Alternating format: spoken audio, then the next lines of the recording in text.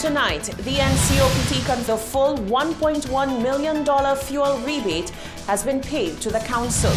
Dr. Kenny Anthony defends his name and scoffs at what he says is mock righteous indignation from the government regarding the PMA construction controversy, and a warning for members of the public not to self-diagnose when it comes to symptoms associated with both COVID-19 and dengue fever. The details of these stories and much more are coming up. This is the Hot 7 Nightly News with Lovely St. Amy Joseph. Good night. It is Tuesday, the 22nd of September 2020. Welcome to the Hot 7 TV Nightly News. I'm Lovely St. Amy Joseph. Thank you for joining us. The remainder of the much-anticipated fuel rebate has been paid to the National Council on Public Transportation, NCOPT, and is currently being disbursed to minibus associations across the island. The PRO of the NCOPT, Dominic Lesmore, shared the good news with Hot 7 TV on Tuesday and explained that this is just one tier of the negotiations taking place on behalf of NCOPT members. Genevieve Gonzague begins our reporting. Minibus drivers have been clamoring for some time now for the fuel rebate that was promised to them nearly 2 years ago. Public Relations Officer for the NCOPT, Dominic Lesmore, has informed that the full rebate has been paid to the council and the various associations have begun receiving the checks to be distributed to their members. At the beginning of September, the National Council on Public Transportation had received half of the promised $1.1 million and had indicated that they would not be distributing it to their members until the full amount was paid. Well, I'd like to inform that the rebate it's paid now, long awaited after much consultation with the government and patience by drivers. The money has been paid. So right now the National Council is in the process of making payments to its members. Roughly everybody might be getting about $800.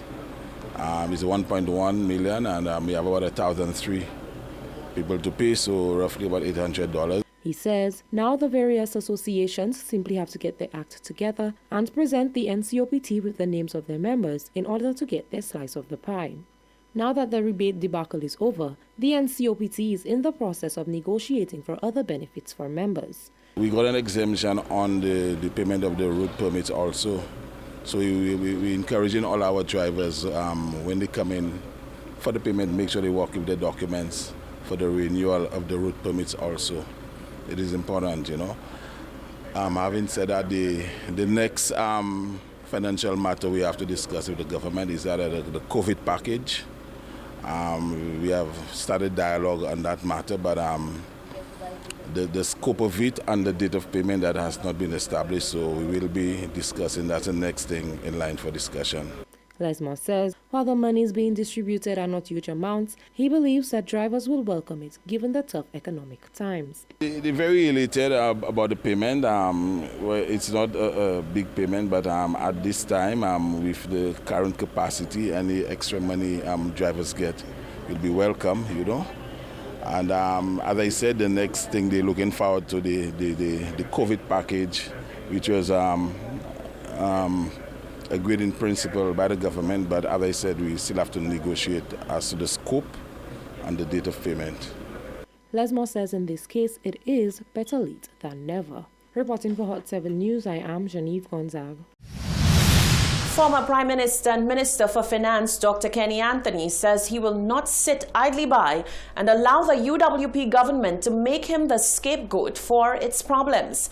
Dr. Anthony's comments are in relation to the controversy surrounding the construction of a private dwelling within the Petor Management Area, PMA. Dr. Anthony spoke out about the implications of the much-talked-about letter that granted the Canadian investor approved developer status. The United Workers' Party has been in office now for 4.5 years. This is their final year. And you know what? Every single time that they get into trouble, they land in some embarrassment or the other, they look for a scapegoat. And of course, on this occasion, they have decided that I should be their scapegoat. I will not accept this, I will not tolerate it, and I will not sit down and allow it to happen. That was former Prime Minister and Minister for Finance Dr. Kenny Anthony defending his name after the government, by way of Planning Minister Herod Stanislaus, insisted that he was the one who paved the way for the Canadian investor to commence a project within the Petor Management Area (PMA). Dr. Anthony says Minister Stanislaus propagated lies and deceit in his video statement, with the assertion that approved developer status granted by Dr. Anthony was in essence a go-ahead for construction. Approved developer status is not approved status to construct a property or put on buildings on the site. No Prime Minister on his own has such authority. Approved developer status under the Special Development Areas Act, and incidentally, Soufrière was always designated as a special development area. That simply meant by its inclusion that approved developer status was granted for the purpose of receiving the concessions under the Act. The letter was very carefully worded. It meant that the concessions were only applicable if there were resolution, or if there was a resolution of the issue of constructing close to the PMA, near the PMA, or even within the area within the PMA permitted by the various reports.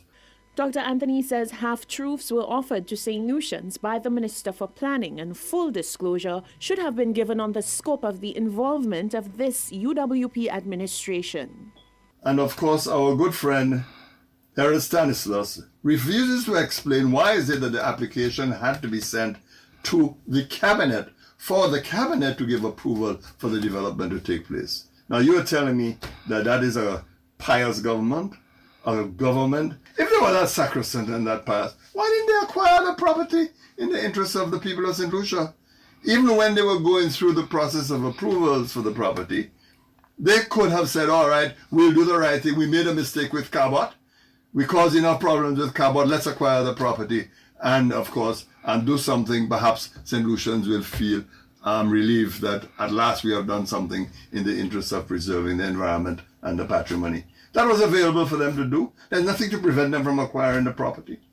Dr. Anthony says amid the sanctimonious behavior regarding this matter, his curiosities about the events that played out from 2018 and why the development had to be brought before the UWP cabinet. Herod Stanislaus chooses in his statement only to cite specific events in the course of this issue. He never makes mention, for example, that in 2018, a residential application by the developer was in fact rejected by the DCA.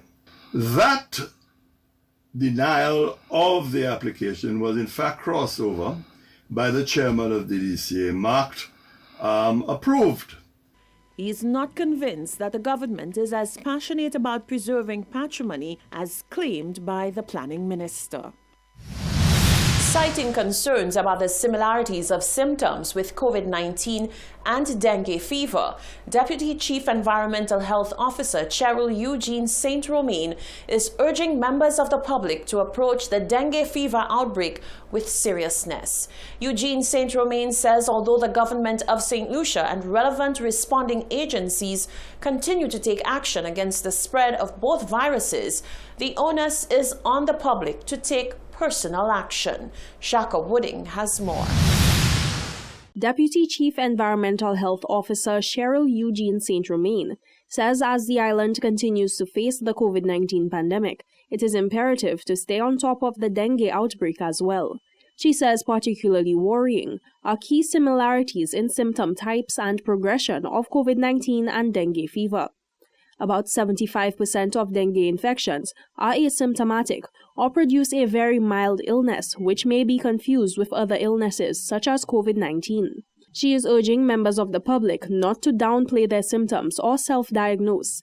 The Deputy Chief Environmental Health Officer says that members of the public ought to report to the nearest health facility as soon as symptoms emerge. Some of the primary symptoms, especially the fever, can mimic each other. So the primary symptom for both COVID and dengue is a fever. So there might be a potential for persons to, mistake the two. But what we are advising is that anytime you're experiencing a temperature, that you seek medical attention as soon as possible so you can know exactly what you're dealing with, because there is COVID circulating and we are in a dengue outbreak. In August 2020, the Ministry of Health and Wellness officially declared that St. Lucia is facing a dengue fever outbreak. On Tuesday, August 25th, it was indicated by national epidemiologist Dr. Michel Francois that St. Lucia had already recorded 168 confirmed cases of dengue fever, with a 46% hospitalization rate and no fatalities. Eugene St. Romain says this is an unprecedented situation, as in previous years St. Lucia had recorded 20 or less cases of dengue during this time of year. However, in September 2020, confirmed cases are nearing 300. Last year, around this time, we had only recorded 20 cases, but right now we are well over that. We are 200 and something and counting. So we are indeed in outbreak mode. COVID is novel, so there will be attention given to it. And likewise, with the outbreak, there will be attention given to it. So we have a situation where we need to balance, and the same attention will be given to both of them. Between August 9th and 15th, 2020, 38% of dengue fever cases were children between the age of 5 and 14.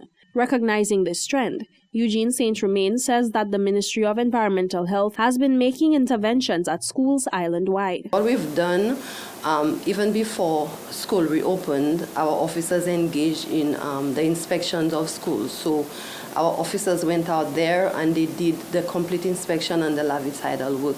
In addition to that, we are fogging the schools. Okay. That is a response to the adult mosquito.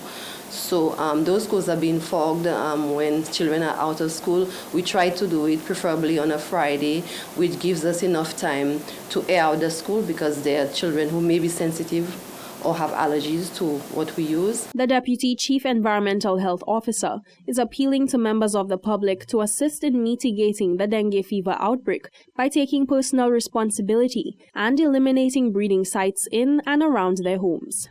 Jacques Wooding, Hot 7 News. Following the Tuesday airing of talk show Keeping It Real with host Norbert Williams, where he shared critical opinions on the lease currently governing the Pigeon Island National Landmark, the director of the St. Lucia National Trust has fired back. Vishnu Tulsi is calling on Williams to check his facts pertaining to the trust's payments of the lease and the most recent legislation guiding the trust's authorities at the site. On Tuesday, September 15th, 2020, attaché to the Prime Minister, local talk show host Norbert Williams took the National Trust to task, questioning various aspects of their adherence to a lease signed between Rodney Bay Limited and the St. Lucia National Trust in 1970, which was later passed on to the government of St. Lucia in 2000. In fact, folks, the National Trust had failed to pay the lease on Pigeon Island for a number of years, and last year they ran to pay it, I think $14, almost $20. They went to pay it. Why would they pay it if they didn't believe that they were bound by the conditions of the lease? This has nothing to do with the laws of St. Lucia. And if anyone is to believe that you can arbitrarily, just because you're the National Trust, or anybody else, after signing an agreement to pass a bylaw or to pass a law, just because you may not like a condition or you want to do something contrary to the terms of an agreement, of a lease, of a contract, you can't do that. Director of the St. Lucia National Trust, Vishnu Tulsi, has come forward to clear the air on what he believes were misinterpretations. Director of the St. Lucia National Trust, Vishnu Tulsi, has come forward to clear the air on what he believes were misinterpretations on Williams' part. Tulsi claims that, for one, pronouncements made regarding the trust payment of the lease were inaccurate. I heard the Prime Minister's attaché made that claim. We have been paying the lease since 1985. We have made 6 payments. We have the receipts. and the payments cover from the beginning of the lease up to the end of the lease. So it's all paid up. And I am really at a loss to understand why the attaché to the Prime Minister, who speaks on behalf of the Prime Minister, will go on television and tell a lie like that. He is just trying to make a case that we should not be at Pigeon Island, and that's the real objective. But this government wants Pigeon Island to do with it as it pleases. But thanks to the vision of Sir John, he made a lease, the conditions of which cannot be broken by the government. And we are happy for that, because through his vision, the protection is permanent, at least up to the end of the lease. The National Trust Director went on to note that the document presented by the talk show host predates the current lease being observed, as revisions were made in 1983 and 1984. That agreement dates back to 1970, and then there was a subsequent one in 1983. But the government of St. Lucia passed a law in 1984. And that law clearly states in Section 4.1 that the trust may charge for an entry into the landmark. He is aware of that. I know he's aware of that, because when he called a certain talk show, they read it to him. But his understanding is selective. And people with selective understanding needs to be listened to with a grain of salt, because their logic is flawed. Tulsi believes that it was careless of the talk show host to distribute information which, to his knowledge as trust director, is inaccurate. He says this leaves question as to whether or not the PM's attaché had a true understanding of the documents which he presented. While he claims that he understands the English language, I really have to question that. He either cannot understand what he reads, or his understanding is selective.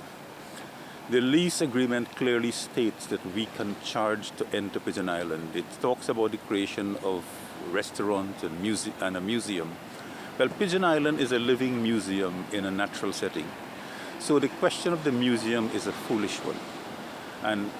But he does not seem to be able to internalize that thought. The Trust Director is adamant that the position of the Prime Minister's attaché towards the National Trust is symbolic of the views of the Prime Minister himself. Jacques Wooding, Hot 7 News. You're watching the Hot 7 TV Nightly News. Still to come, the Electoral Department says if a snap election is called, it is ready for a COVID-19 election process. The Ministry of Infrastructure brings minibus operators and other stakeholders together for discussions that will determine how it proceeds with a Rodney Bay Road rehabilitation project. And U.S.-China tensions flare over coronavirus at the UN General Assembly on Tuesday. That and more coming up after the break.